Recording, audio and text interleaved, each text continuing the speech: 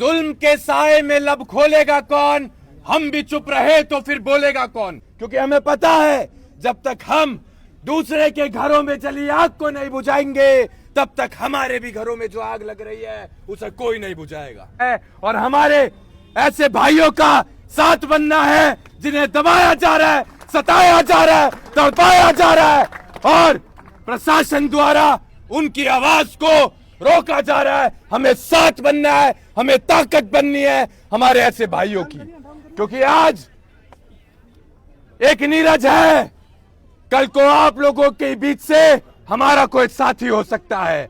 आज अगर आप शांत रहे तो कल को हम लोग भी शायद आपकी लड़ाई में आपका साथ ना दे पाए, लेकिन आप लोगों को भी संकल्प लेना पड़ेगा कि कभी भी कोई समस्या होगी तो आप ऐसे ही संगठित रहेंगे जैसे आप आज यहां पर संगठित हैं।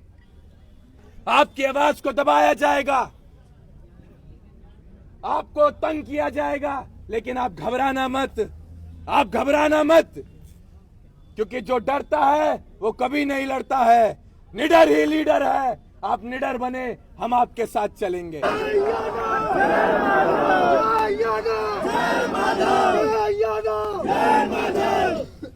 जुल्म के साए में लब खोलेगा कौन, जुल्म के साए में लब खोलेगा कौन, हम भी चुप रहे तो फिर बोलेगा कौन। यहां आप सभी लोगों का बहुत बहुत धन्यवाद कि आज अमर शहीद दुलार चंद यादव जी को श्रद्धांजलि देने आप भी उसी भाव से यहां एकत्रित हुए हैं जिस भाव से हम लोग यहां एकत्रित हुए हैं। मैं चाहता हूं कि हमारे जाने के बाद वही भाव आप लोगों के अंदर जिंदा रहे। तमाम वक्ताओं ने अपनी पीड़ा को आप लोगों के बीच रखा, तमाम वक्ताओं ने आपके क्षेत्र में जो समस्याएं हैं उन समस्याओं को आप लोगों के साथ साझा किया। मैं आपको एक छोटी सी कहानी के साथ एक उदाहरण देना चाहूंगा। इस कहानी को मैं चाहता हूं कि आप लोग जरा गौर से सुने। एक बार जंगल में भीषण आग लग गई होती है और उस आग को बुझाने का प्रयास एक मामूली सी चिड़िया कर रही होती है। वो मामूली सी चिड़िया दूर तालाब की तरफ जाती है, एक बूंद पानी अपनी चोंच में भरती है और उस जलती आग के ऊपर एक एक बूंद पानी वो डालने का काम करती है। सुबह से लेकर शाम हो गई, उस मामूली सी चिड़िया को वही एक एक बूंद पानी उस दूर तालाब से लेकर आना और उस जलती आग के ऊपर डालना। शाम को एक बड़े बाज ने चिड़िया को देखा, चिड़िया को रोका और उस चिड़िया से पूछा कि बहन, तुम इतनी मेहनत कर रही हो, इतना संघर्ष कर रही हो, क्या तुम्हारे एक एक बूंद पानी से यह भीषण आग बुझ पाएगी? तो सुनना साथियों, उस मामूली सी चिड़िया ने कितना खूबसूरत जवाब दिया। उस मामूली सी चिड़िया ने कहा कि जब भविष्य में इस बात पर चर्चा हो रही होगी कि जंगल में भीषण आग लगी थी, तो मुझ जैसी मामूली सी चिड़िया का नाम उस जलती आग को देखकर तमाशा देखने वालों में नहीं बल्कि उस आग बुझाने वालों की गिनती में आएगा। आज उसी मामूली सी चिड़िया की तरह हम सभी लोग हैं, उसी मामूली सी चिड़िया की तरह हमें भी जहां जहां भीषण आग लगी है वहां एक एक बूंद पानी लेकर उस जलती आग को बुझाना है और हमारे ऐसे भाइयों का साथ बनना है जिन्हें दबाया जा रहा है, सताया जा रहा है, तड़पाया जा रहा है और प्रशासन द्वारा उनकी आवाज को रोका जा रहा है। हमें साथ बनना है, हमें ताकत बननी है हमारे ऐसे भाइयों की। क्योंकि आज एक नीरज है, कल को आप लोगों के बीच से हमारा कोई साथी हो सकता है। आज अगर आप शांत रहे तो कल को हम लोग भी शायद आपकी लड़ाई में आपका साथ ना दे पाए, क्योंकि आप उस मामूली सी चिड़िया की तरह अपना हक अदा नहीं कर रहे समाज की लड़ाई के लिए। एक बहुत खूबसूरत शायरी है, इस शायरी के माध्यम से आप इस बात को समझने का प्रयास करें। अक्सर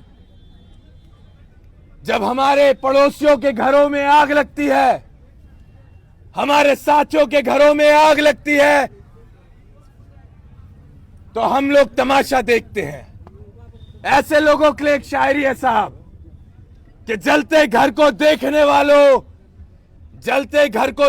वालों फूस का छप्पर आपका है, आग के पीछे तेज हवा है, आगे मुकद्दर आपका है। उसके कत्ल पर मैं भी चुप था, मेरा नंबर अब आया, मेरे कत्ल पर आप भी चुप हैं, अगला नंबर आपका है। अगर इस नंबर को आप कटवाना चाहते हैं तो जरूरी है आप लोगों का संगठित रहना। हम जातिवाद करने नहीं आए साहब। हम जो संगठन चलाते हैं, हम पत्रकार साथियों के माध्यम से हम प्रशासन को भी बता देना चाहते हैं, हमारे संगठन में हर समाज का, हर जाति का, हर धर्म का व्यक्ति जुड़ा हुआ है।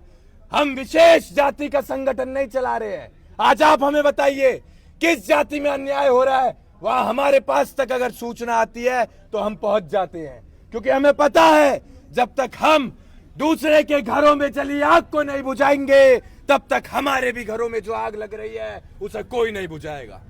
तो हम यहां से ये संकल्प भी लेकर जाएं कि हम अपने समाज से तो मोहब्बत करें, लेकिन अन्य किसी जाति से हम नफरत भी ना करें। ये हम संकल्प लेकर जाएं, तभी हम आने वाले समय में इन लड़ाइयों को मजबूती के साथ लड़ पाएंगे और उसमें सफलता हासिल कर पाएंगे। हमारी संवेदनाएं हैं पीड़ित परिवार के साथ, लेकिन आप लोगों का अनुशासन में रहना वो बहुत मायने रखता है। यहां से जैसा कि हमारे भाई ने बताया, हम तो बोलकर चले जाएंगे, लेकिन हमारे पीछे आप लोगों को ही ये सब कुछ बर्दाश्त करना है। तो हम इतने गैर जिम्मेदार व्यक्ति नहीं है कि हम इस बिना जीभ की हड्डी को हिलाकर चले जाएं, कुछ भी बोलकर चले जाएं और खामियाजा भुगतना पड़े हमारे इन तमाम साथियों को। हम ऐसे नहीं हैं। हम आज आए हैं तो हम कल भी आपकी तकलीफों में आएंगे और हम आते जाते रहेंगे, लेकिन आप लोगों को भी संकल्प लेना पड़ेगा कि कभी भी कोई समस्या होगी तो आप ऐसे ही संगठित रहेंगे जैसे आप आज यहाँ पर संगठित हैं। आपकी आवाज को दबाया जाएगा, आपको तंग किया जाएगा, लेकिन आप घबराना मत, क्योंकि जो डरता है वो कभी नहीं लड़ता है। निडर ही लीडर है। आप निडर बने, हम आपके साथ चलेंगे। आप हमें एक बार आवाज लगाएं, जहां आपको ऐसा लगे कि आप कमजोर पड़ रहे हैं, वहां हम आपके साथ आपकी उस लड़ाई में सबसे पहली पंक्ति में आपको खड़े मिलेंगे। मेरा ये कोई राजनीतिक क्षेत्र नहीं है। मैं इस प्रदेश से भी राजनीति नहीं करने वाला हूं साहब, कभी नहीं करने वाला हूं। तो मेरा यह क्या भाव है, उस भाव को आप समझने का प्रयास करें। मैं यहाँ विधानसभा चुनाव, लोकसभा चुनाव लड़ने नहीं आया हूँ। मैं यहाँ आप सभी लोगों को संगठित करने आया हूँ। आप लोगों के अंदर वही भाव जगाने आया हूँ जिस भाव ने मुझे दिल्ली से लाकर आप लोगों के बीच यहाँ खड़ा कर दिया। मैं वही भाव आप सभी लोगों के अंदर जगाने आया हूँ। मेरी बस ये छोटी सी लड़ाई है।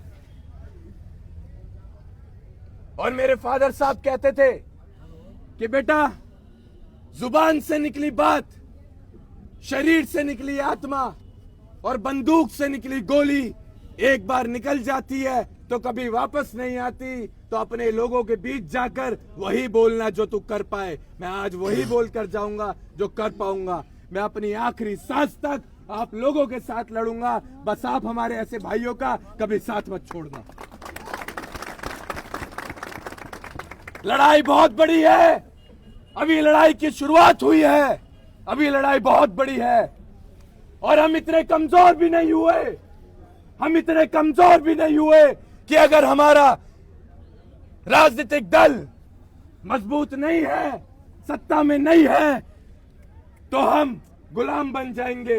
हम इतने कमजोर भी अभी नहीं हुए हैं। हम लड़ेंगे, हम दहाड़ेंगे, हम चिल्लाएंगे और अपने हक अधिकार की आवाज को हम हमेशा बुलंद करते रहेंगे, चाहे सरकार किसी की भी हो।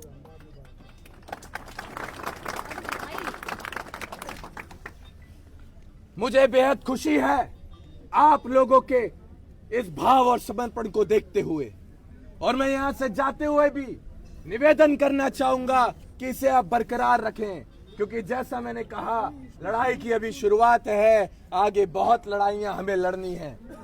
और मैं प्रशासन से भी कहना चाहूंगा, अगर हमारी आवाज उन तक पहुंच रही है तो हमारे भी गांव से, हमारे भी घरों से ऐसे ही वर्दी पहने हमारे भाई सेवा दे रहे हैं।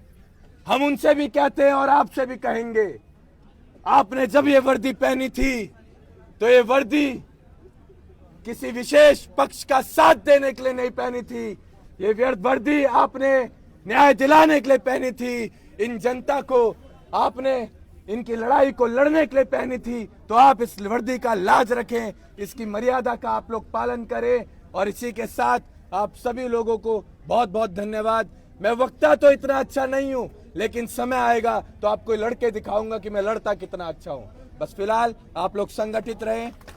जय यादव! जय माधव! जय यादव! जय माधव! जय माधव! जय यादव! जय माधव! एक और बात जाते जाते कहना चाहूंगा, जिस प्रकार शेर के बिना जंगल सुरक्षित नहीं होता, ध्यान से सुनना मेरी इस बात को, जिस प्रकार शेर के बिना जंगल सुरक्षित नहीं होता, उसी प्रकार नेता के बिना भी समाज सुरक्षित नहीं होता। गंभीर बात जाते जाते बोलकर जा रहा हूं, बाकी आप सब लोग समझदार हैं। जय श्री कृष्ण। हर हर महादेव।